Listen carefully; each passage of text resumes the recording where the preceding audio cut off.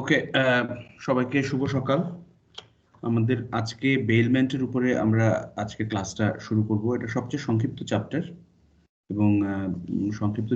এবং শুধু সংক্ষিপ্ত চ্যাপ্টারই না, এটা আমরা দেখতে পাচ্ছি যে এই চ্যাপ্টারটা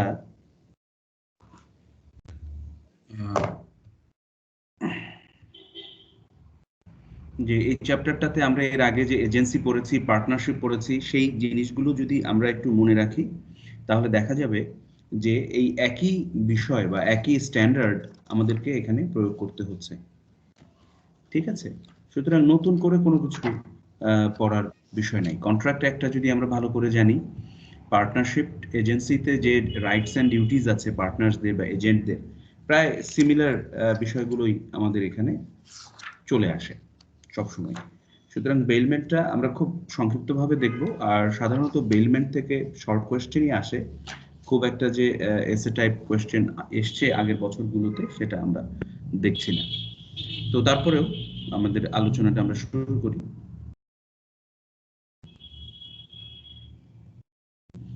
স্ক্রিনটা কি দেখা যাচ্ছে সবার?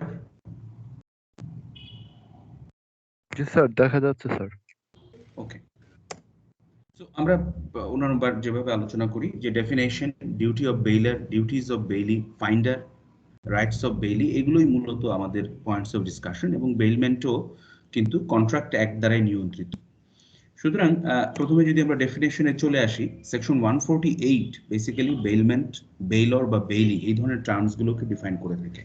Section 148 of the contract act, সেখানে বলা হচ্ছে যে a bailment is the delivery of goods. Sir, হ্যাঁ স্যার শুধু কভার পেজটা আসছে স্যার, ওই সেকশন ওয়াইজটা এটা আসছে না। এখন আসছে স্যার। হ্যাঁ, এটা একটু স্লো, হয়তো তোমাদের নেটওয়ার্ক স্লো, হয়তো একটু দেরিতে আসতে পারে। হ্যাঁ, আমার এদিকেও স্লো হতে পারে, শুধু তোমাদের ওইদিকে না, আমার এদিকেও স্লো হতে পারে, এবং স্লো হওয়ার কারণে কিন্তু একটু দেরিতে আসতে পারে। ঠিক আছে, সো সেকশন 148 বেইলমেন্টের যে ডেফিনেশনটা দেয়া আছে, সেই ডেফিনেশনটা হচ্ছে bailment is the delivery of goods by one person to another for some purpose upon a contract that they shall, when the purpose is accomplished, be returned or otherwise disposed of according to the directions, as you pronounce it, to the directions of the person delivering them. The person delivering the goods is called the bailer. The person to whom they are delivered is called the bailee. সুতরাং দেখা যাচ্ছে যিনি আমাদের এখানে মূলত দুজন ব্যক্তিকে নিয়ে আমরা কথা বলছি, বেইলর এবং বেইলি, এবং এই বেইলর এবং বেইলির মধ্যে যে সম্পর্কটা, সেটাকে আমরা ডিফাইন করছি বেইলমেন্ট দ্বারা। আমরা বলছি যে, আবারও যদি আমি ডেফিনেশনটা পড়ি, তাহলে এর মধ্যেই কিন্তু আমাদের যে প্রয়োজনীয় যে এলিমেন্টগুলো, সেই প্রয়োজনীয় এলিমেন্টগুলো কিন্তু চলে আসবে। যেমন, a bailment is the delivery of goods by one person to another, অর্থাৎ এখানে একজন ব্যক্তি কর্তৃক অন্য ব্যক্তিকে দিতে হবে একটা গুডস, একটা পণ্য হতে হবে। For some purpose, there has to be a purpose, right? Upon a contract, তার মানে there has to be a contract as well. They shall, when the purpose is accomplished, অর্থাৎ আমরা আগের দিনে কি দেখতাম, যে একটা গরু রেখে, বা আমরা আমাদের বাংলা সাহিত্যেরও বিভিন্ন উপন্যাসে আমরা দেখেছি যে সেগুলোর কথা বলা আছে, যে আমরা একটা গরু রেখে বা একটা থালাবাটি রেখে আমরা কিছু টাকা পয়সা নিচ্ছি। ঠিক আছে, বা আমরা সেই জায়গাটাতে আমরা এটাকে বেইলমেন্ট বলছি। আবার অনেকে এটাকে পণ, আমাদের পণের চ্যাপ্টারটাও আছে, PAWN, পণ। সো পণ বলছি যে সেই টাকাটা রেখে আমরা এখান থেকে কিছু টাকা নিচ্ছি, যে এই টাকাটা যখন আমরা আবার তোমাকে ফেরত দেব, তখন তুমি আমাদেরকে এই তোমার কাছে যে গরুটা রাখলাম বা যে থালা বাটিটা রাখা হচ্ছে, সেগুলো আমরা ফেরত দিলাম। That is called bailment. এবং সেখানে বহু ধরনের বেইলমেন্ট হতে পারে। ফর এক্সাম্পল, আমরা যে সাধারণত দেখি যে দোকানে বিভিন্ন পণ্য রাখে, তাই না? সেগুলো তো দাম নিয়ে রাখা হয় না, যে এক ভদ্র প্রাণের অনেকগুলো চানাচুরের প্যাকেট রেখে যাচ্ছে, বিস্কিটের প্যাকেট রেখে যাচ্ছে, বলছে যে বিক্রি হলে আপনি এখান থেকে যে অর্থ উপার্জিত হবে, সেই অর্থ আপনার যে পার্সেন্টেজ থাকবে সেটা রেখে বাকি টাকাটা আপনি আমাদেরকে দেবেন। ওষুধের কোম্পানিও সেভাবে, একইভাবে ফার্মেসিতে ওষুধের যে ওষুধের ওষুধগুলো আছে সেগুলো দিয়ে যায়, এবং একইভাবে টাকাটা নিয়ে যায়। তো এখন এই যে একটা পারপাস হচ্ছে কি, পারপাস হচ্ছে পণ্য বিক্রি করা, এবং তাদের মধ্যে একটা চুক্তি হয়েছে, সেই চুক্তির ভিত্তিতে এই পণ্য বিক্রি করা হচ্ছে। এইটা কিন্তু বেলমেন্ট, এখানে কিন্তু এজেন্সি না, একজন দোকানদার কিন্তু এজেন্ট হিসেবে কাজ করছে না, মনে করার কোনো কারণে যে সে লোকাল এজেন্ট হিসেবে কাজ করছে, so they are working as a bailor, sorry as a bailee. আর যে প্রোডাক্টটা দিচ্ছে দ্যাট ইজ বেইলর। আবার অনেক সময় আমরা দেখতে পাচ্ছি যে আমরা ট্রেন স্টেশনে যখন যাই, ট্রেনে বা বাসে যখন আমরা যাতায়াত করি, তখন আমরা বিভিন্ন পণ্য হারিয়ে ফেলি। এই যে বিভিন্ন পণ্য হারিয়ে ফেলি, তখন দেখা যায় যে এই প্রত্যেকটি কর্তৃপক্ষেরই একটি লস্ট অ্যান্ড ফাউন্ড সেন্টার আছে। যেমন ট্রেনে কেউ কিছু হারিয়ে ফেললে প্রত্যেকটা স্টেশনের কিন্তু একটা লস্ট অ্যান্ড ফাউন্ড সেন্টার আছে। সেই লস্ট অ্যান্ড ফাউন্ড সেন্টারে যে আমরা বলি যে আমরা ছাতা হারিয়ে ফেলেছি বা একটা ব্যাগ হারিয়ে ফেলেছি, সেই ব্যাগের বর্ণনা দিয়ে আমরা তাদের কাছ থেকে নিয়ে নিই। তো যখন এই জিনিসটা যে হারিয়ে এসছে এবং সেটা যে লস্ট অ্যান্ড ফাউন্ডে থাকছে, এটা সরাসরি কোনো চুক্তি আমাদের সাথে তাদের না থাকলেও আমরা এখানে দেখব যে কনস্ট্রাকটিভ যে কন্ট্রাক্ট বা ইমপ্লাইড যে কন্ট্রাক্ট, সেটা কিন্তু হয়ে গেছে, কারণ তাদের কাছ থেকে আমি টিকিট কিনেছি, টিকিটের মাধ্যমে আমার তার সাথে একটা চুক্তি, একদম প্রচ্ছন্নভাবে একটা চুক্তি হয়ে গেছে। সুতরাং তার লস্ট অ্যান্ড ফাউন্ডে যদি কোনো জিনিস থাকে, তাহলে সেই জিনিসের দেখভাল করার দায়িত্ব কিন্তু তার রয়েছে, রেল স্টেশনের রেল কর্তৃপক্ষের রয়েছে। এখন so that is called bailment এবং বেইলর। এখানে একটা এক্সপ্লানেশনও দেয়া আছে যে if a person already in possession of the goods of another contracts to hold them as a bailee, he thereby becomes the bailee, and the owner becomes the bailer of such goods, although they may not have been delivered by way of bailment. অর্থাৎ কোনো, যেমন বলা হচ্ছে যে ট্রেনের মধ্যে আমি আমার পাশের যাত্রী নেমে গেছে, এখন আমি দেখতে পাচ্ছি যে তার একটা ছাতা রেখে গেছে। সো সেখানে এই ছাতাটাকে যদি আমি পজিশনে নেই, তাহলে আমি বেইলি হয়ে যাচ্ছি, আর যে ভদ্রলোক নেমে গেলেন তিনি বেইলর হয়ে যাচ্ছেন, এবং পরবর্তীতে আমি যখন তাকে ফেরত দিলাম। কিন্তু এই যে যে আমি নিলাম এবং আমার মধ্যে এবং তার মধ্যে যে একটা সম্পর্ক, দ্যাট ইজ কল্ড বেলমেন্ট। এবং যে মুহূর্তে আমি ছাতাটা নিচ্ছি, সেই মুহূর্তে কিন্তু I am becoming a bailee, এবং there is an implied contract between the two of us. So এখন আমরা যদি একটা একটা করে দেখি যে বেইলমেন্টের ক্ষেত্রে আমাদের কি কি জিনিস প্রয়োজন, কি কি ফিচার্স আমাদেরকে প্রমাণ করতে হবে। যেমন প্রথমত ডেলিভারি অফ পজেশন আমাদেরকে প্রমাণ করতে হবে। ডেলিভারি অফ পজেশন বলতে আমরা বুঝতে পারছি যে পুরো জিনিসটার যে পজেশন, যে দখল, সেটা আমার কাছে থাকতে হবে। যেমন the plaintiff, an old customer, went into a restaurant for the purpose of dining there. অর্থাৎ সে খাওয়া দাওয়া করতে গিয়েছে।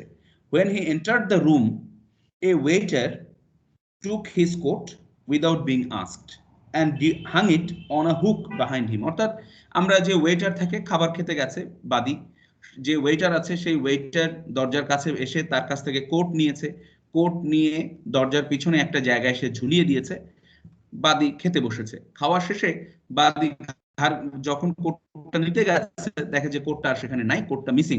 তখন সে সেই হোটেল কর্তৃপক্ষকে মামলা করেছে বাদী।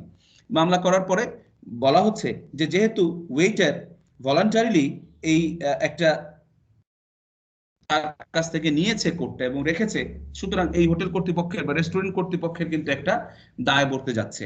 তারা তারা বেইলি হয়ে যাচ্ছে এবং তাদের এটা দেখভাল করা উচিত ছিল। যদি এমন হতো যে কাস্টমার এসে সে ওয়েটারকে বলতেছে, এই ভাই আসেন তো, এই আমার কোটটা ধরেন, কোটটা একটু ঝুলায় দেন, কোথায় রাখবেন, তাহলে কিন্তু, এবং সে যদি সেই জায়গাটা দেখতো, তাহলে কিন্তু আর এই ওয়েটার দায়ী হতো না। এটাই হচ্ছে গিয়ে মামলা, এই উলজেন ভার্সেস নিকোলস 1894 এর মামলা। আবার একইভাবে আমরা যদি কালিয়া পেরুমাল পিল্লাই ভার্সেস বিশাখা লক্ষ্মীর মামলাটা দেখি 1938 সালের, সেখানে দেখা যাচ্ছে যে একটা ভিন্ন ধরনের ডিসিশন হয়েছে। একজন ভদ্র মহিলা, তিনি স্বর্ণকারের কাছে যাচ্ছেন, তার পুরানো একটা গয়না দিয়ে তিনি একটা নতুন গয়না বানাবেন। তো তিনি পুরানো গয়না দিচ্ছেন এবং নতুন গয়না প্রতিদিন অল্প অল্প করে তৈরি হচ্ছে। তিনি আবার দিনের শেষে গিয়ে যতটুকুই কাজ করছে জুয়েলার, ততটুকুই তিনি গ্রহণ করছেন। গ্রহণ করে সেখানে একটা সিন্দুক আছে, সেই সিন্দুকের মধ্যে উনি আটকে রেখে চাবি আবার ওই ভদ্রমহিলা সাথে করে নিয়ে যাচ্ছেন। তো একদিন রাতের বেলা সেখান থেকে চুরি হয়ে গেছে এই গয়না। চুরি হয়ে যাওয়ার পরে তিনি এই স্বর্ণকারের বিরুদ্ধে বা জুয়েলারের বিরুদ্ধে তিনি মামলা করেছেন। তখন কোর্ট বলছে যে এটা তো জুয়েলারের এক্সক্লুসিভ পজিশনে ছিল না, আপনি তো প্রতিদিন এসে আপনার পজিশনে নিয়ে আপনি সেটাকে তালা মেরে রেখে যাচ্ছেন, সিন্দুকটা থেকে যাচ্ছে ওইখানে, আপনি সবকিছু দেখে শুনে তালা বন্ধ করে আপনি চলে যাচ্ছেন, সুতরাং এখানে জুয়েলার দায়ী হবে না। So this is the case of Kaliya Perumal Pillai versus Vishakha Lakshmi, যেখানে বলা হচ্ছে যে it has to be in exclusive possession of the bailee to make him liable to establish bailment. আবার আবার জগদীশ চন্দ্র ত্রিখা ভার্সেস পাঞ্জাব ন্যাশনাল ব্যাংকের ঘটনাটা আরেকটু ডিফারেন্ট। সেখানে বলা হচ্ছে যে ব্যাংকে যে আমাদের লকার থাকে, তাই না, সেই ব্যাংকের লকারের ক্ষেত্রে একই সাথে দেখো নিচের দিকে আরেকটা মামলার কথা আমি উল্লেখ করেছি, Atul Mehra versus bank of Maharashtra. এই দুটো ব্যাংকই আসলে ব্যাংকের লকার নিয়ে মামলা। জগদীশ চন্দ্র ত্রিখাতে বলা হচ্ছে যে যখন কেউ ব্যাংকের ইসে কি বলে এটাকে সেফটি বক্সে যখন কোনো কিছু রাখছে, তখন কিন্তু দেখা যাচ্ছে যে এই সেখানে ব্যাংকারের কিন্তু একটা এক্সক্লুসিভ পজিশন চলে আসতেছে। যেহেতু এই যদিও ওই সেফটি ডিপোজিট ব্যাংকের চাবি থাকছে আমাদের যারা এই সেফটি ডিপোজিট ব্যাংকের গ্রাহক তার কাছে, কিন্তু এই এটার যে নিরাপত্তার দায়িত্ব তো হচ্ছে গিয়ে ব্যাংক। সুতরাং ব্যাংকের লকারে যখন কিছু থাকছে তখন ডেলিভারি ইজ আ মাস্ট, যে আমি একদম এক্সক্লুসিভ ডেলিভারি দিয়ে যাচ্ছি। এক্সক্লুসিভ ডেলিভারি যদি বেইলির কাছে থাকে, only then bailment will be established। আবার ব্যাংকের লকারের ক্ষেত্রে এই যে অতুল মেহরা ভার্সেস ব্যাংক, এই মামলাটাতে দেখতে পাচ্ছি আমরা যে court found that there was no proof of the fact that at the time when bank locker was robbed, the customer had some items of jewelry in the locker। দেখা যাচ্ছে যে ব্যাংকের locker আছে, লকারে জিনিস থাকার কথা, কিন্তু আসলে কোনো জুয়েলারি নাই, কিছু কাগজ আছে, অপ্রয়োজনীয় কাগজ। এখন যখন সেটা চুরি হয়ে যাচ্ছে, তারপরে দাবি করছে যে এটার মধ্যে জুয়েলারি ছিল, গয়না ছিল, কিন্তু আসলে সেখানে ছিল না। সুতরাং সেই একই কথা, exclusive position is not there. If the exclusive position is there, obviously যিনি বেইলি তার সাথে বেইলমেন্টের সম্পর্কটা এস্টাবলিশড হবে এবং তিনি লায়াবল হবেন। এরপরে সেকেন্ড যে কনসেন্ট্রেশনটা, যেটা আমাদের ইন্ডিয়ান সাবকন্টিনেন্টে আমাদের যে কন্ট্রাক্ট অ্যাক্ট, সেখানে যে কথাটা বলা হয়েছে চুক্তিতে, আবার যদি আমি সেকশন 148টা পড়ি, যেখানে বলা হয়েছে, আচ্ছা ডেলিভারি পজিশনে আরেকটা কথা একটু বাদ রয়ে গেছে, যে অ্যাকচুয়াল অর কনস্ট্রাকটিভ ডেলিভারি। এই অ্যাকচুয়াল অর কনস্ট্রাকটিভ ডেলিভারিটা হচ্ছে সেকশন 149 এ ডিসকাস করা হয়েছে, যেখানে section 149 explains the meaning of delivery of possession.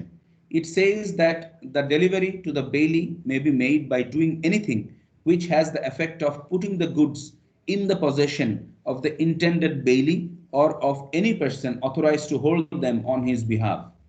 অর্থাৎ, এবং এই কথার মাধ্যমে দুই ধরনের পজিশনের কথা বলা হচ্ছে। একটা হচ্ছে অ্যাকচুয়াল ডেলিভারি, আমি নিজে হাতে দিলাম রাখার জন্য, যে ভাই আপনি আমার কোটটা রাখেন। আর একটা হচ্ছে কনস্ট্রাকটিভ ডেলিভারি, অর্থাৎ আমার সহযাত্রী ছাতা ফেলে রেখে গেছে, আমি যে মুহূর্তে ছাতাটা নিলাম, যে আমি এটা ওনার সাথে আবার দেখা হলে আমি ওনাকে ফেলে দেবো, আমি ওনাকে ফেরত দেবো, at that moment it becomes constructive delivery. I hope যে এই অ্যাকচুয়াল ডেলিভারি এবং কনস্ট্রাকটিভ ডেলিভারি ব্যাপারে কারো কোনো প্রশ্ন আছে কিনা।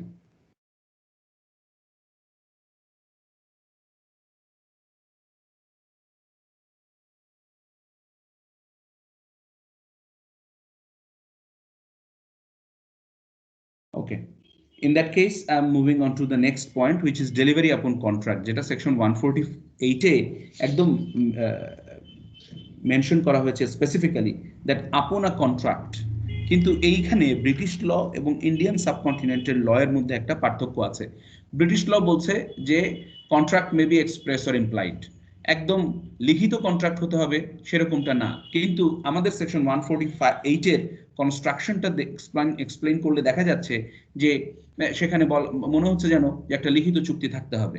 কিন্তু রামগুলাম ভার্সেস ইউপি, যেটা 1950 সালের মামলা, এই মামলাতে বলা হয়েছে, তারপরে লাসালগাঁও মার্চেন্টস কোঅপারেশন ব্যাংক লিমিটেড, এই ধরনের ইন্ডিয়ান মামলাগুলোতে কিন্তু বলা হচ্ছে যে নন কন্ট্রাকচুয়াল বেইলমেন্ট হলেও চলবে। অর্থাৎ যেটা আমি বলছিলাম, যে আমি যখন কোথাও একটি পণ্য রাখতেছি, ফর এক্সাম্পল ব্যাংকের লকারে যখন আমি রাখি, definitely it's a contractual delivery. কিন্তু ওই যে যখন ট্রেনের মধ্যে কেউ একজন ছাতা ফেলে যাচ্ছে, সেই ছাতাটা যখন আমি আমার পজিশনে নিচ্ছি তাকে ফেরত দেবো বলে, that is non contractual delivery. So যদিও রামগোপাল ভার্সেস উত্তরপ্রদেশ মামলায় বলা হচ্ছে যে অবশ্যই সেখানে একটা লিখিত চুক্তি থাকতে হবে, একটা এক্সপ্রেসড কন্ট্রাক্ট থাকতে হবে, কিন্তু ব্রিটিশ ল এবং অন্য অন্যান্য পরবর্তী মামলার ইন্টারপ্রিটেশনে দেখা যাচ্ছে যে it can be implied. So that interpretation of law through case laws is also applicable in Bangladesh.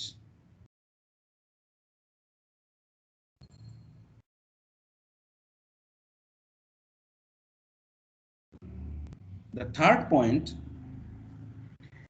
that we have to see is conditional delivery, অর্থাৎ একটা পারপাসের জন্য দিতে হবে।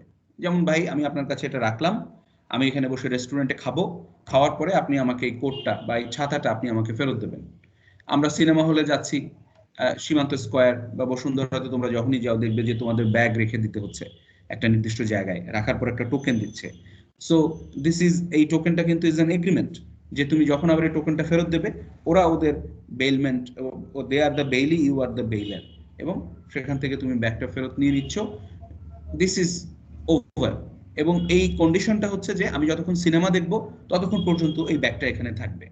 আবার ব্যাংকের লকারের ক্ষেত্রে আমার এই মূল্যবান দ্রব্যটি এখানে আপনার পাহারায় থাকবে। That is the conditional delivery. ঠিক আছে? সুতরাং conditional delivery, there has to be a purpose, for example there has to be a consideration. That's why this is in contract act. মানে বেলমেন্টের ইস্যুটাকে কন্ট্রাক্ট অ্যাক্টে রাখার কারণটাই হচ্ছে, ওয়ান অফ দ্য রিজন হচ্ছে this. Now there is a difference between agency and bailment, এবং there is a difference between sale, exchange or barter with bailment. এখন এই বিষয়ে Sethi justice Sethi of the Indian Supreme Court, তিনি UCO bank versus Hemchandra Sarkar এই মামলাতে তিনি খুব স্পেসিফিক্যালি বলছেন, one important distinguishing feature between agency and bailment is that the bailee does not represent the bailer. অর্থাৎ বেইলি কিন্তু বেইলারে রিপ্রেজেন্ট করে না। ভাই আপনি এই পণ্যটা কিনে নিয়ে যান, আমি তার এক্সক্লুসিভ রিপ্রেজেন্টেটিভ। কারণ এজেন্সিতে কি হয় যে যিনি কোকা কোলার এজেন্ট, তিনি শুধু কোকা কোলাই বিক্রি করছেন দেখা যাচ্ছে, এবং তিনি কিন্তু নিজেকে রিপ্রেজেন্ট করছেন যে আমি কোকা কোলা রিপ্রেজেন্ট। কিন্তু আমি একটা কোকা কোলা যে দোকানদার বিক্রি করছেন, তার ওইখানে যিনি রাখছেন তিনি কিন্তু কোকা কোলাও রাখছেন, 7 আপও রাখছেন, এবং তিনি কিন্তু কখনোই বলছেন না যে আমি কোকা কোলার representative. So bailee is not a representative of the bailor. He merely exercises, with the leave of the bailer, under contract or otherwise, certain powers of the bailer in respect of his property. উনি একটা চুক্তির অধীনে বা চুক্তি ছাড়া অন্য কোনো arrangement থাকলে তার অধীনে তিনি শুধুমাত্র বেইলারের যে প্রপার্টি আছে সেই প্রপার্টিটি কোনো একটি পারপাসের কারণে তার পজিশনে রেখেছেন। Secondly, the bailee has no power to make contracts on bailor's behalf, nor can he make the bailor liable simply as bailor for any acts he does. অর্থাৎ দেখা যাচ্ছে এক ভদ্রলোক তার গরু একজনের দখলে রেখে গেছে, একজনকে দিয়ে গেছে যে ভাই এই গরুটা তুমি রাখো, আমি একটু বেড়াতে যাচ্ছি, সো তুমি গরুটা রাখো, গরুটাকে খাওয়া দাওয়া করায়ও, এই যে আমি তোমার টাকা দিয়ে গেলাম। এখন দেখা গেল গরুটা রাখার পরে গরুটা অন্য একজনের ধান খেতে গিয়ে গরুটা ধান খেয়ে ফেলেছে। এখন যখন যার জমি সে যখন ক্ষতিপূরণ চাচ্ছে, তখন বেইলি বলল যে এটা বেইলর দেবে, সেটা কিন্তু হবে না। ঠিক আছে? কারণ this person is not the agent of the owner of the cow, he is just a mere bailey. সুতরাং এই গরু তার পজিশনে থাকা অবস্থায় যদি এইভাবে অন্য কারো ধান ক্ষেতের মধ্যে চলে যায় এবং সেখানে ধান ক্ষেত নষ্ট করে, তাহলে অবশ্যই কিন্তু বেইলি লায়াবল হবে। সেটা কেন লায়াবল হবে এটা পরবর্তী ডিসকাশনে আসবে। সো আছে, হ্যাঁ জি স্যার, যদি ওই যে টাকা না দিয়ে এমনি রেখে যায়, অর্থ না দিয়ে, হ্যাঁ অর্থ না দিয়ে রেখে গেলেও হবে, কোনো অসুবিধা নেই। এটার উত্তর একটু পরেই আমি দেব। সেকশন 150, সেকশন ধারা 150-এ এর উত্তর দেয়া আছে যে এটাকে বলা হয় গ্রাটুইশাস বেইলার, যে শুধুমাত্র আত্মীয়তার শর্তে একটা জিনিস রেখে যাচ্ছেন, কোনো ধরনের কোনো টাকা পয়সা দিচ্ছেন না। ঠিক আছে?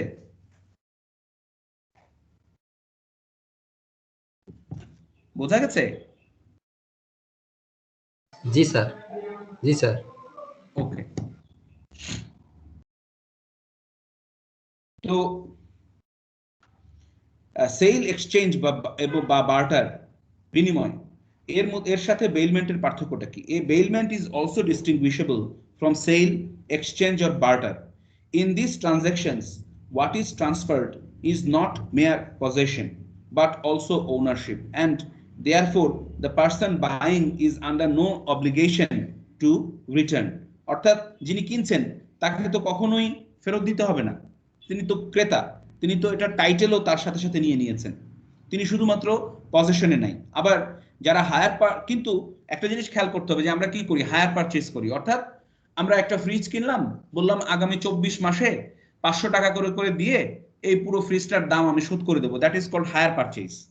হায়ার পারচেজের ক্ষেত্রে কিন্তু ভিন্ন কথা বলতে হবে, যে হায়ার পারচেজ কিন্তু একটা বেলমেন্ট, অর্থাৎ আমি বিক্রেতার কাছ থেকে ফ্রিজটা নিয়ে আসতেছি, তাকে প্রতি মাসে 500 টাকা করে দেব, যতক্ষণ পর্যন্ত আমার এই ফুল টাকা পেমেন্ট না হবে ততক্ষণ পর্যন্ত কিন্তু ফ্রিজটার ওনারশিপ থাকবে দোকানদারের সাথে, পজেশন আমার কাছে, আমি এটাকে ব্যবহার করব, কিন্তু যথেচ্ছ ব্যবহার করতে পারবো না। যে নষ্ট হয়ে গেল, তারপর আমি তাকে বললাম ভাই আপনার ফ্রিজ নষ্ট হয়ে গেছে, নিয়ে যান, আমি আর টাকা পয়সা দিব না, সেটা কিন্তু আবার হবে না। So hire purchase is a bailment. কিন্তু সেল, অর্থাৎ আমি সম্পূর্ণ টাকা দিয়ে দিচ্ছি ফ্রিজের, দিয়ে আমি ফ্রিজ নিয়ে আসলাম, যেটা সেল, অর্থাৎ টাইটেলও আমার সাথে সাথে চলে আসছে, তাহলে কিন্তু আমি আর বেইলি থাকবো না। এটা বোঝা গেছে এই পার্থক্যগুলো?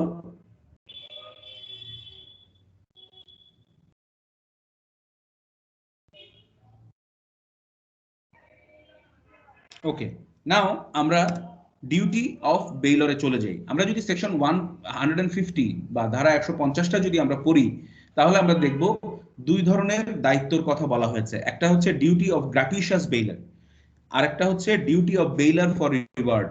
ওই যে আমি বললাম যে যদি কেউ গরুটা দিয়ে বলে, টাকা দেয় যে ভাই তুমি গরুর খাবার দাবার কিনে দিও, দেখাশোনা করো, that is duty of bailor for reward. আর যদি কেউ দিয়ে আসে যে ভাই আমার গরুটা আপনি একটু দেখেন, কোনো টাকা পয়সার কিছু নাই, তাহলে that is called duty of gratuitous bailor. Okay, section 150। এখন এই গ্র্যাটিশিয়াস বেইলার এর মধ্যে কাকে আমরা, গ্র্যাটিশিয়াস বেইলারের ডেফিনেশন কি? এ person who lends his articles or goods without any charge is called a gratuitous bailer। ঠিক আছে, এবং এই গ্র্যাটিশিয়াস বেইলার কিন্তু লায়াবিলিটি থাকবে। সেই লায়াবিলিটির শর্ত আছে, দুটো কারণে সে লায়াবল হবে। একটা হচ্ছে he should have knowledge of the defect and the bailee should not be aware। অর্থাৎ বেইলার কখন লায়াবল হবে? বেইলার তখনই লায়াবল হবে যখন সে জানে যে তার গরুটা পাগল, দড়ি ছিঁড়ে দৌড় দিয়ে বের হয়ে যায়, কিন্তু বেইলি জানে না। ঠিক আছে, তো সেই ক্ষেত্রে কিন্তু যদি সেই পাগল গরু কারো ধান ক্ষেত নষ্ট করে, তাহলে অবশ্যই কিন্তু বেইলার লায়াবল হবে। আর দুই নম্বর হচ্ছে the defect in the goods must be such as exposes the bailee to extraordinary risks or materially interferes in the use of the goods। অর্থাৎ পণ্যটার ডিফেক্ট এমন হইতে হবে যে সেই পণ্যটার কারণে বা সেই গুডসটার কারণে এই বেইলির মারাত্মক ক্ষতি হওয়ার সম্ভাবনা থাকবে, সে এক্সট্রাঅর্ডিনারি রিস্কে থাকবে। অর্থাৎ কি, গরু দড়ি ছিঁড়ে, পাগল গরু যদি হয় দড়ি ছিঁড়ে বেরিয়ে যাচ্ছে, ঠিক আছে না? যেমন এই গ্র্যাটিশিয়াস বেইলারের নিয়ে একটা খুব জনপ্রিয় কৌতুক আছে, আমি সেই কৌতুকটা একটু শেয়ার করি। আমি জানি তোমাদের অনেকেই জানো হয়তো কৌতুকটা হচ্ছে যে মোল্লা নাসিরউদ্দিনের প্রতিবেশী মোল্লা নাসিরউদ্দিনের কাছে একটা বড়, মোল্লা নাসিরউদ্দিন গিয়ে একটা বড় কড়াই নিয়ে আসছে ধার করে, যে এটা রান্না বান্না করবে। তো নিয়ে আসার পরে কয়দিন পরে মোল্লা নাসিরউদ্দিন একটা হাঁড়ি, ওই বড় কড়াইটা ফেরত দিয়েছে প্রতিবেশীকে, তার সাথে একটা ছোট্ট কড়াই ফেরত দিয়েছে। দেওয়ার পরে প্রতিবেশী বলছে এই ছোট্ট কড়াই কেন ফেরত দিলেন? বলে যে এই ছোট্ট, বড় কড়াইটা বাচ্চা দিয়েছে, এটা ছোট্ট কড়াইটা এটার বাচ্চা, এটাকে দিয়ে দিলাম। ঠিক আছে, এটা একজন গ্র্যাটিশিয়াস বেইলার, একজন কিন্তু গ্র্যাটিশিয়াস বেইলি, সে বাচ্চা দিয়েছে। কয়দিন পরে সে আবার বড় কড়াইটা ধার দিয়েছে মোল্লা নাসিরউদ্দিনকে। এবারে সে খুশি মনেই দিয়েছে যে যদি আবার ছোট্ট একটা কিছু ফেরত আসে। দেওয়ার পরে কিন্তু মোল্লা নাসিরউদ্দিন কিছুদিন পরে যখন সে বললো যে আর ফেরত দেয় না, যে ভাই কেন ফেরত দেন না, তখন মোল্লা নাসিরউদ্দিন কাঁদতে কাঁদতে বলতেছে যে ভাই আপনার কড়াইটা মারা গেছে। ঠিক আছে, সো এই এখন সেই ভদ্রলোকের আর চাওয়ার কিন্তু কিছু নাই, যে যে কড়াই বাচ্চা দেয় সেটা তো মারা যেতেই পারে, সেটা একবার সে মেনে নিয়েছে। So the defect in the goods, এইখানেই গ্র্যাটিশিয়াস বেইলার এবং বেইলির যে সম্পর্কটা সুন্দরভাবে এই গল্পটার মধ্য দিয়ে চলে আসছে, যে এই ধরনের জিনিস এই যে এক্সট্রাঅর্ডিনারি সিচুয়েশন, এই এক্সট্রাঅর্ডিনারি সিচুয়েশনটা জানতে হবে বেইলরের। বেইলর যদি সেটা একবার স্বীকার করে নেয়, পরের বার কিন্তু আর অস্বীকার করার সুযোগ নাই। সো এই গ্রাটিশাস বেইলর এর ডিউটি নিয়ে কারো কোনো প্রশ্ন আছে কিনা?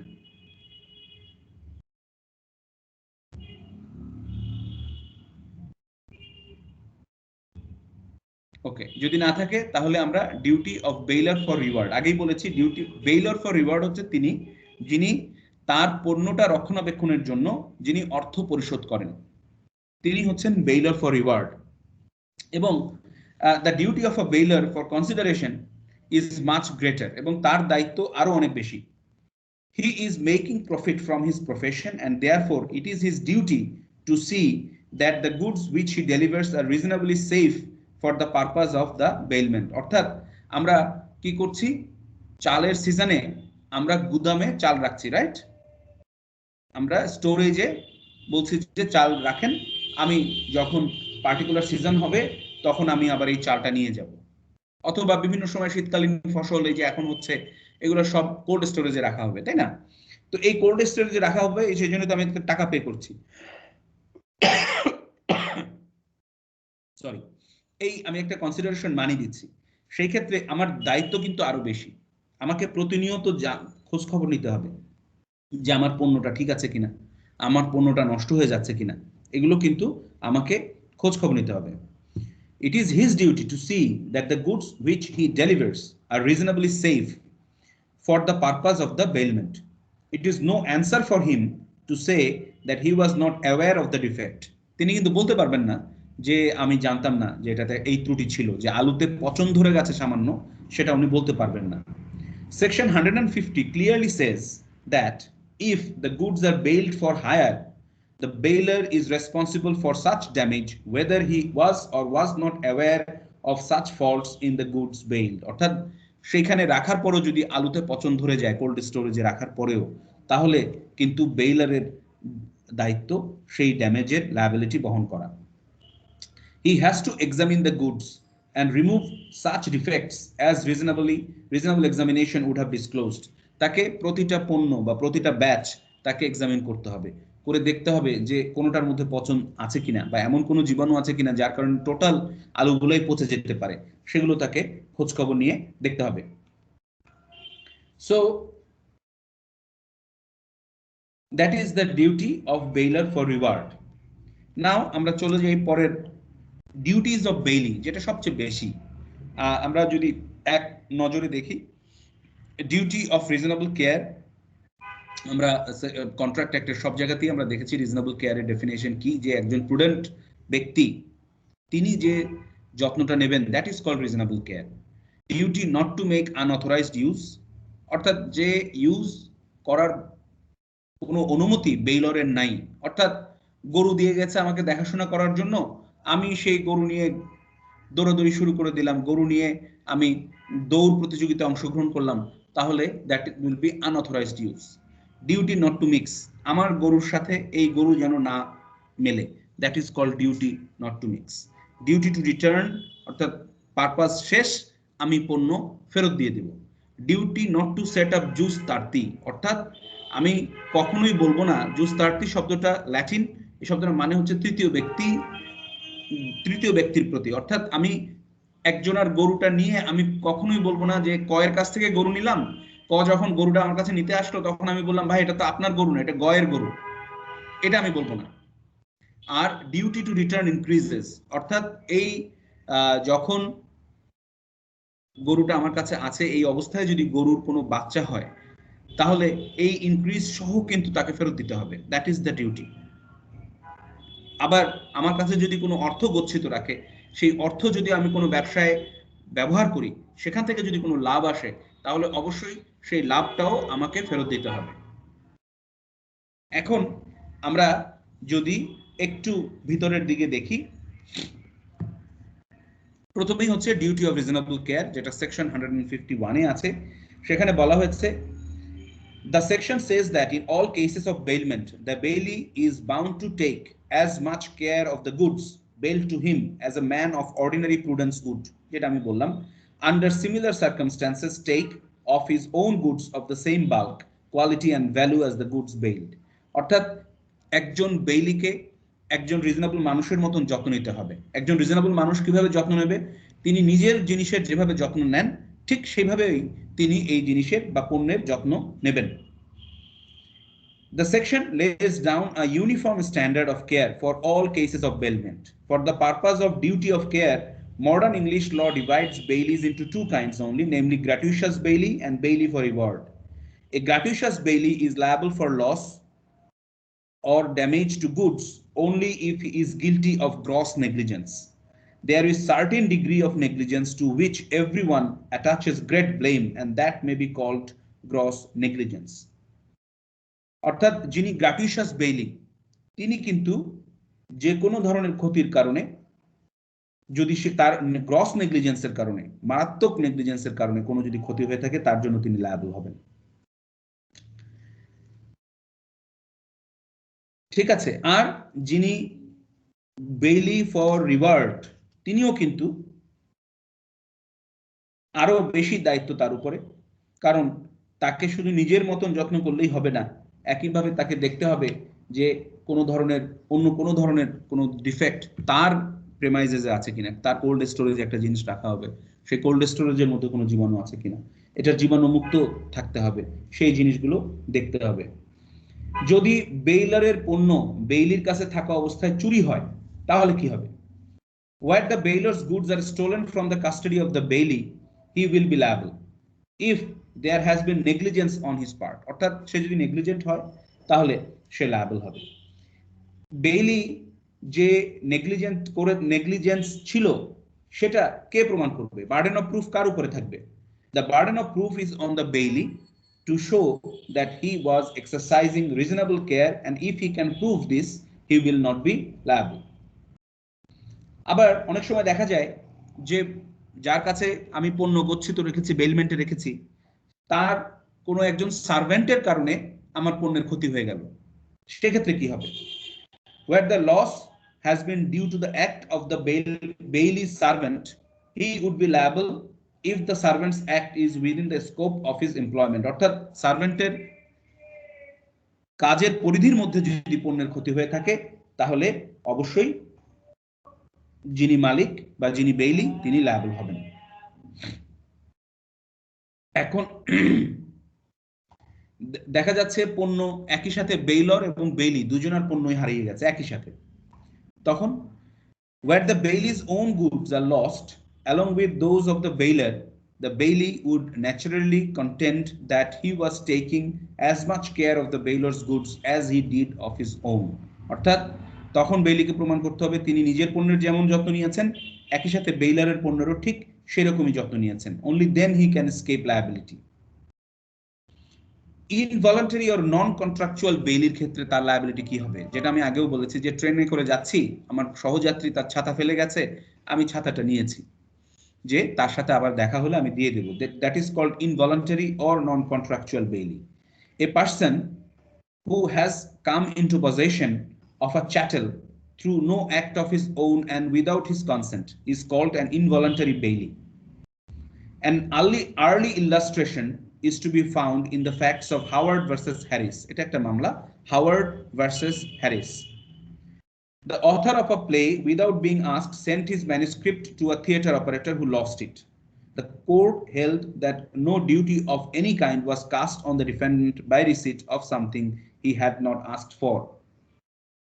অর্থাৎ হাওয়ার্ড ভার্সেস হ্যারিসে দেখা যাচ্ছে একজন লেখক তিনি একটা নাটক লিখেছেন, তিনি একটা থিয়েটারের মালিকের কাছে সেই নাটকটি পাঠিয়েছেন। এখন থিয়েটারের মালিক হারিয়ে ফেলেছেন সেই পাণ্ডুলিপি, এখন তার বিরুদ্ধে মামলা করা হয়েছে। মামলা করার পরে কোর্ট বলছে যে না, এই থিয়েটারের মালিকের কোনো দায় দায়িত্ব নাই, কারণ সে তো এটা he didn't ask for it, সে তো তোমার কাছে এটা চেয়ে পাঠায় নাই, তুমি ভলান্টারিলি তাকে এটা দিয়েছো, so bailee is not liable. কিন্তু এই হাওয়ার্ড ভার্সেস হ্যারিস আবার এটাকে ঘুরিয়ে দেওয়া হয়েছে নিউম্যান ভার্সেস বর্ন অ্যান্ড হলিংউডস মামলাতে।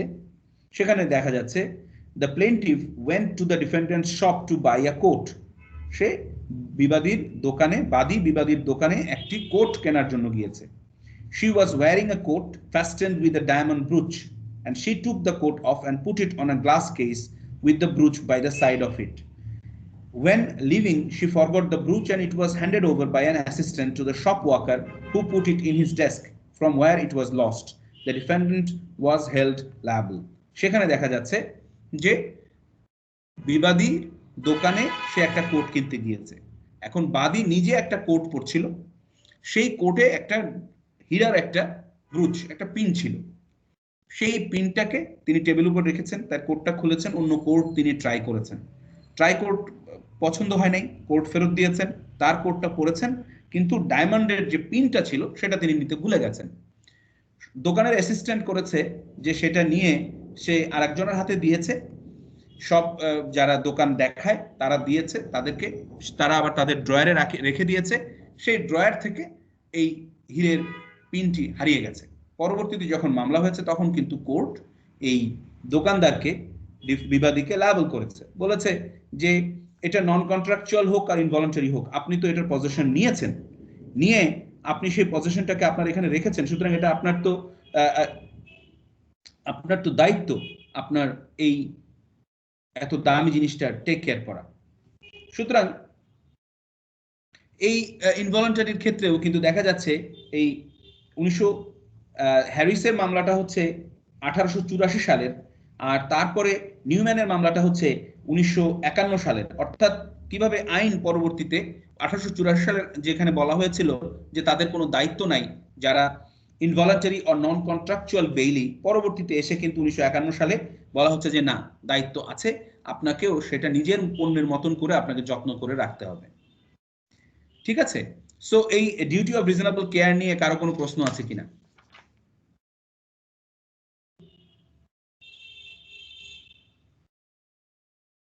আমি আশা করি এই দুটো মামলা কিন্তু খুবই ইম্পর্টেন্ট, হাওয়ার্ড ভার্সেস হ্যারিস আর Newman versus Bourne, BOURNE, and Hollingsworth,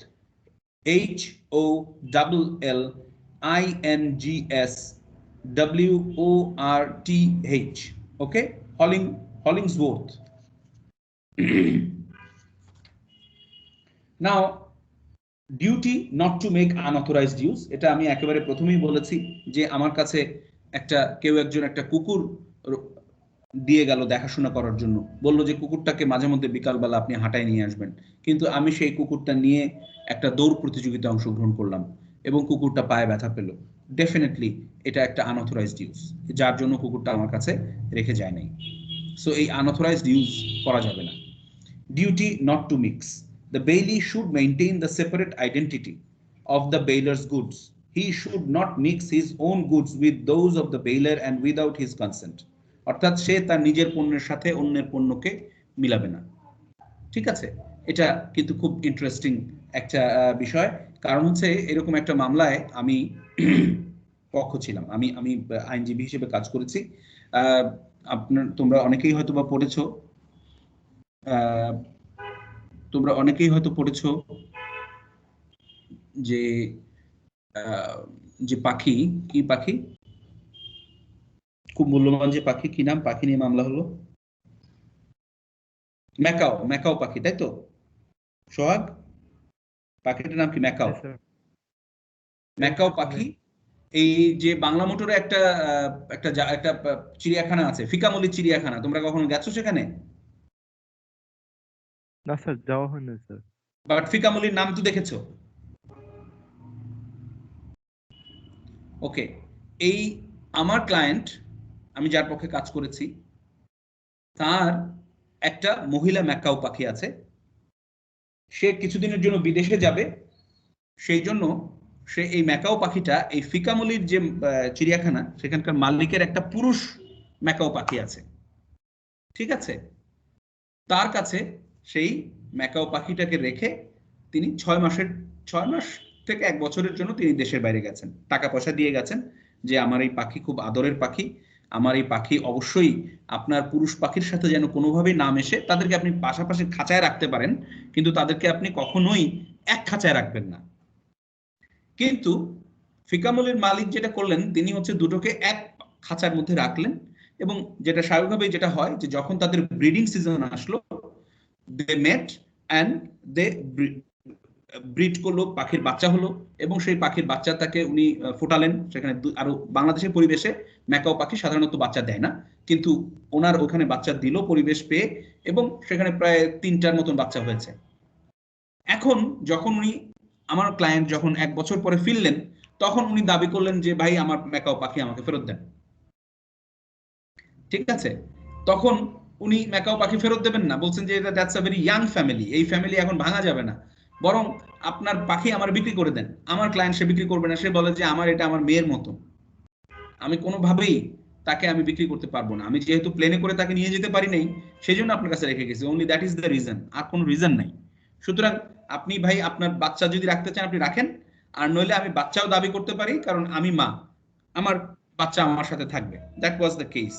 it was a very very interesting case. It was very hardly fought between the parties.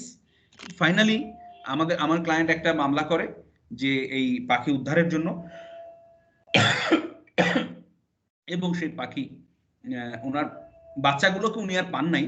যদিও আমি যেটা তোমাদেরকে উদাহরণ এইখানে দেখো, একটা আছে ডিউটি টু রিটার্ন ইনক্রিজ, যদিও 163 is there.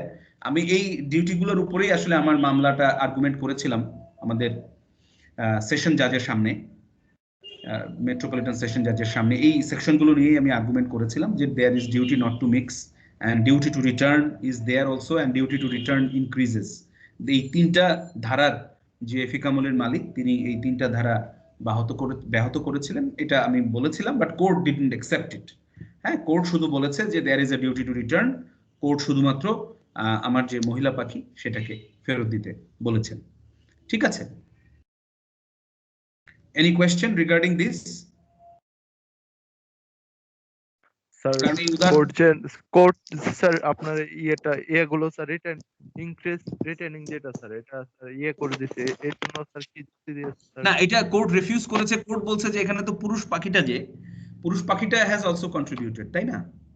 And it's a very young family. পুরুষ পাখিটা ফর এক্সাম্পল, মানে মেয়ের পাখির যে ওনার, তিনি এই বাচ্চা বা এই মানে পুরুষ পাখিটাকে উনি বলেছেন যে আমি কিছু অর্থ দিই, আপনি আমাকে বরং পুরোটা বিক্রি করে দেন, আমি পুরোটা দেখাশোনা করবো, ফুল ফ্যামিলি। কিন্তু যেহেতু তারও একটা ডিমান্ড ছিল যে না, উইদাউট মাই কন্ট্রিবিউশন এই বাচ্চা ফুটানো সম্ভব হতো না, সো বাচ্চাগুলো আমার, সেই পার্সপেক্টিভ থেকে তার যে আর্গুমেন্টটা ছিল, সেই আর্গুমেন্টটাকে কোর্ট সম্মান করেছে। ঠিক আছে, এই হ্যাঁ, আর কেউ কোনো কথা বলতে চায়? স্যার, হ্যাঁ, আমি একটু মন্তব্য করতে চাই। অবশ্যই। স্যার, আমার কাছে মনে হইতেছে যে কোর্ট স্যার এখানে ন্যাচারাল জাস্টিস বা পুরোপুরি প্রিন্সিপাল স্যার ওনারা করে নাই। এই কারণে যে দুইজনেই যেহেতু সমান কন্ট্রিবিউশন করছে, তো উভয়টি ক্ষেত্রে কনসিডার করা উচিত ছিল জাজমেন্টে। স্যার, কোর্টের বিরুদ্ধে কথা বললে তো কন্টেম্পট অফ কোর্ট হয়, বাট না, দুইটা এখানে তো আসলে মামলাটা শেষ, এখন আর কন্টেম্পট অফ কোর্টের কিছু নাই, নাম্বার 1। আর নাম্বার 2, আমরা ক্লাসরুম ডিসকাশন হচ্ছে, ক্লাসরুম ডিসকাশনেও is out of this boundary আর কি। So you can comment. Sir, উভয় ক্ষেত্রেই তো স্যার কনসিডার করতে পারতো, যেহেতু বাচ্চা 2টা বা 3টা বা করতে তার একটা পারতো, কিন্তু সমমূল্য। আসলে যেটা হয় যে যার পুরুষ পাখি তারও অধিকার আছে, যার মহিলা পাখি তারও অধিকার আছে, এবং এই পাখিদের কার পিতৃত্ব মাতৃত্ব নিয়ে আর বাদবাকি মানে কোর্টের অন্যান্য সব কার্যক্রম ফেলে রেখে এগুলো নিয়ে এগিয়ে যাওয়ার ক্ষেত্রেও, মানে এটা হয়তো বা যদি পশ্চিমা কোনো দেশ হতো তাহলে এই মামলাটাই সবচেয়ে বড় মামলা হতো আর কি, তাহলে অনেক দিন ধরে এই মামলা হয়তো চলতো। তো বাংলাদেশ তো, এবং কোর্ট খুব দ্রুত সমাধান করে ফেলতে চেয়েছে, সো দ্রুত সমাধান করেছে। আমার কাছেও মনে হয়েছে যে ঠিক আছে, এই একটা মামলা নিয়ে দীর্ঘ মেয়াদি লম্বা করার কোনো মানে নাই আর কি। হ্যাঁ, এই তো যাই হোক, both the parties are happy now. They are macaw পাখির মালিক যে, স্যার, এবারে ছোট্ট একটা কোশ্চেন স্যার। স্যার, এই ক্ষেত্রে কি এডিআর ফলো করা যায়? আমরা এডিআর ফলো করা অবশ্যই যায়, কেন যাবে না? কিন্তু দুই পক্ষকে তো রাজি হইতে হবে এডিআর এর জন্য। জি স্যার। সেটাই। Okay, now we are moving to the, মানে আমার মোটামুটি যা ছিল সেগুলো আলোচনা আমরা করে ফেলেছি, ডিউটিগুলো। শুধুমাত্র রোল অফ আ ফাইন্ডার, অর্থাৎ ফাইন্ডার বলতে আমি যেটা বোঝাতে চাচ্ছি, যে যিনি এই কোনো পণ্য খুঁজে পান, ওই যে ছাতা ট্রেনে আমি খুঁজে পেলাম, তাই না? That is role of a finder. A finder of goods is a bailey thereof, and as such bound by the duty of reasonable care. He does not have the right to sue the owner for compensation for trouble and expense voluntarily incurred by him to preserve the goods and to find out the owner. অর্থাৎ he does not have the right to সু, সে মামলা করতে পারবে না যিনি এই পণ্যের মালিক তার বিরুদ্ধে যে আপনার এইটার কারণে আমার যে ক্ষতি হয়েছে সেই ক্ষতিপূরণটা আমাকে দেন, সেটা সে চাইতে পারবে না। That is what is written in sections 158, 168 and 161. Section 168 and 169 protect the interest of a finder in two ways. Section 168 allows the finder to retain the goods against the owner until he receives compensation for trouble and expense. Further, where the owner has offered a specific reward for the return of the goods lost, the finder may sue for such reward and may retain the goods until he receives it. অর্থাৎ যদি তার কোনো ধরনের কোনো ক্ষতি হয়ে থাকে বা যে এই পণ্যের মালিক তিনি যদি কোনো অ্যাওয়ার্ড ঘোষণা করেন যে আমার একটি বিড়াল হারানো গিয়েছে, বিড়ালটি যে ফেরত দেবে তাকে আমি 1000 টাকা দেবো, তাই না? আমরা এই ধরনের বিজ্ঞাপন তো প্রায়ই দেখি, বা কুকুর হারানো গিয়েছে, সেই ক্ষেত্রে যিনি এটি পাচ্ছেন তিনি এই টাকাটি যদি তাকে না দেওয়া হয় তাহলে তার জন্য কিন্তু তিনি মামলা করতে পারবেন under Section 168. Section 169 allows the finder to sell the goods in certain circumstances. কোনো কোনো ক্ষেত্রে তাকে বিক্রি করার অধিকার দিয়ে থাকে। Where the thing found is commonly the subject of sale, and if the owner cannot be found with reasonable diligence, or if he refuses to pay the lawful charges of the finder may sell the goods in the following cases. When the thing is in danger of perishing or of losing greater part of its value, or two, when the lawful charges of the finder in respect of the thing found amounts to 2/3 of its value. অর্থাৎ দুই ক্ষেত্রে 169 এ একজন Bailey বিক্রি করে দিতে পারেন তার কাছে যে পণ্য গচ্ছিত আছে। একটি হচ্ছে যখন দেখা যাচ্ছে এগুলো ধ্বংস হয়ে যাওয়ার উপক্রম হয়েছে, অথবা এর বেশি মানে ধ্বংস হয়ে যাওয়ার উপক্রম হয়েছে তখন তিনি পারবেন, অথবা যখন তিনি দেখছেন যে এইটার জন্য যে চার্জ আছে সেই চার্জ, অর্থাৎ অনেক সময় আমাদের কাস্টমসে কি হয়, আমাদের কাস্টমসে অনেক পণ্য অনেকে নিয়ে আসে, কাস্টমস অথরিটি আটকে ফেলার পরে বলে যে ভাই এই টেলিভিশনগুলো আপনি এত টাকা ট্যাক্স দিয়ে নিয়ে যায়, তা আর কেউ ওই ট্যাক্স ফেরত দিতে গেল না, তখন টেলিভিশন নষ্ট হয়ে যাওয়ার উপক্রম হলে কাস্টমস অথরিটি কি করে, টেলিভিশনগুলো বিক্রি করে দেয়। কারণ তার এই চার্জ, এই যে ট্যাক্স যেটা গভর্নমেন্টের কোষাগারে জমা করবে, সেই ট্যাক্স তো তাকে উদ্ধার করতে হবে, ঠিক আছে? দ্যাটস ওয়াই সে 169 এ যে কোনো বেইলি এটা বিক্রি করে দিতে পারে। So this is all about role of a finder. Now the last part is rights of bailey. বেইলির কিছু অধিকার আছে, যেমন প্রথম কথা হচ্ছে রাইট টু কম্পেনসেট। আমি এত কষ্ট করে জিনিসটা রক্ষণাবেক্ষণ করলাম, দেখাশোনা করলাম, আমার এই ক্ষতি হয়েছে, সেই ক্ষতিগুলোর ক্ষতিপূরণ দিতে হবে। সো সেকশন 164 এ সেই অধিকার তার রয়েছে। Right to necessary expenses or remunerations. বেইলিকে যদি তার কোনো খরচ হয়ে থাকে, অর্থাৎ সে যে প্রাণীটি তার কাছে রাখা হয়েছে বা যে পণ্যটি তার কাছে রাখা হয়েছে সেটির একটা রক্ষণাবেক্ষণের জন্য তাকে কিছু খরচ করতে হয়েছে, পশুটির খাবারের জন্য তাকে খরচ করতে হয়েছে, সেই ধরনের খরচগুলো তিনি চাইতে পারবেন। আবার রেমুনারেশন, যদি তাকে কোনো বলা হয় যে ভাই আপনি এটা 5 দিন রাখেন, প্রতিদিন আপনাকে 100 টাকা করে দেব, তাহলে এই রেমুনারেশনের জন্য কিন্তু তিনি মামলা করতে পারবেন আন্ডার সেকশন 158। আর রাইট অফ লিয়েন এর বর্ণনা দেয়া আছে সেকশন 170 থেকে 171। এখন প্রথম কথা হচ্ছে what is right of Leyen?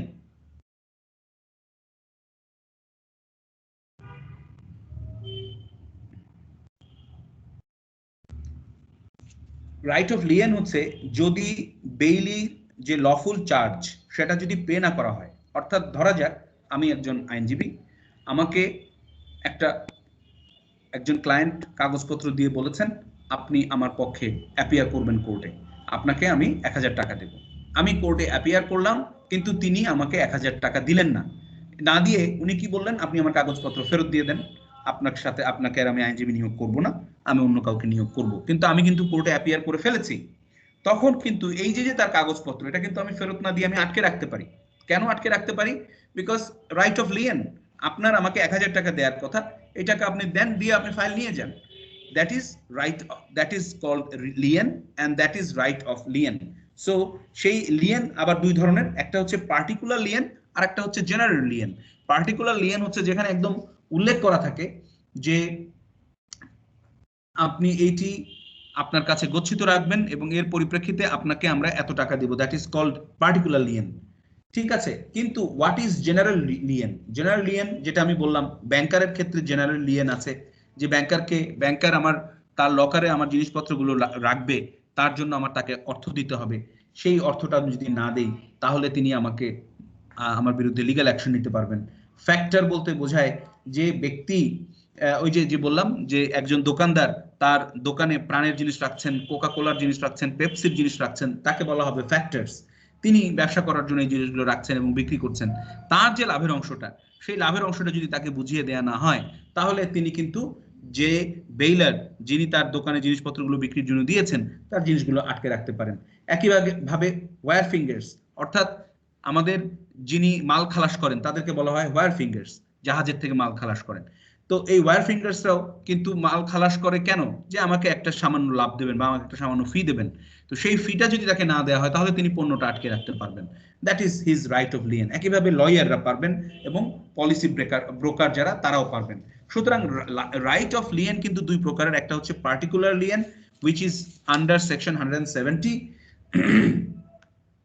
আর আরেকটা হচ্ছে জেনারেল লিয়েন, যে সেই ধরনের কোনো চুক্তি আমাদের মধ্যে নাই, কিন্তু by way of law, by way of practice it is understood যে there is a relationship of lien. আপনি আমাকে লাভ দেবেন, আমার ফি দেবেন, আপনি আপনার পণ্য বুঝে নিয়ে যাবেন। যদি না দেন তাহলে I have every right two keep the product under my control. Okay, that is, and the last one is right to sue. অর্থাৎ এই যে উপরের যে রাইট গুলো আছে, এর কোন রাইট যদি ভায়োলেটেড হয় বেইলির, তাহলে তিনি বেইলরের এগেইনস্টে মামলা করতে পারবেন। That's called right to sue. Okay, now we are done with the law of bailment. কারো কোনো প্রশ্ন আছে কিনা? স্যার, এই যে আমি একটু বলতেছিলাম, যে সদরঘাটে লঞ্চে যখন ওঠা হয় তখন ওই যে শ্রমিকরা মালামাল গুলো মাথায় করে নেয়, ওরা বলে নেয় না যে কত টাকা দিতে হবে, কিন্তু অনেক সময় দেখা যাচ্ছে 100 টাকার জায়গায় 500 টাকা চেয়ে মাল আটকায় রাখে, দিতে চায় না। এই ক্ষেত্রে কি করবে? এইটা তো অন্যায়, তাই না? যে আমার এখানে বোর্ডে লেখা আছে হয়তো 100, কিন্তু সে চাচ্ছে 500, সেটা অন্যায়। কিন্তু ওই 100 টাকাও যদি কেউ দিতে না চায়, সেটার জন্য কিন্তু সে বেইলি হিসেবে মাল আটকে রাখতে পারবে। ঠিক আছে মহিদুল? জি স্যার। আর কার কোনো প্রশ্ন আছে? ওকে, না থাকলে আমি রেকর্ডিংটা বন্ধ করছি।